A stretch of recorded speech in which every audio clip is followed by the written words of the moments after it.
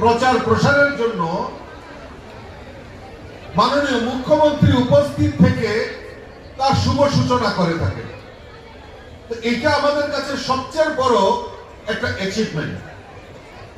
অত্যন্ত মূল্যবর্মন উনার যে লেখা, উনার যে সংগ্রামের কথা, আমাদের যারা তপশিলি জাতি গোষ্ঠী রয়েছেন, তপশিলি জাতি গোষ্ঠী, তাদেরকে সমাজের একটা নেগলেন্সি, অর্থাৎ সমাজে তাদেরকে নিকৃষ্ট ভাবে, এই তুমি তপশিলি জাতি গোষ্ঠী, তোমার এখানে স্থান নেই, তাদেরকে পিছিয়ে রাখার একটা প্রয়াস সবসময় বরাবর আমরা দেখে আসছি আমাদের সমাজ জীবনে।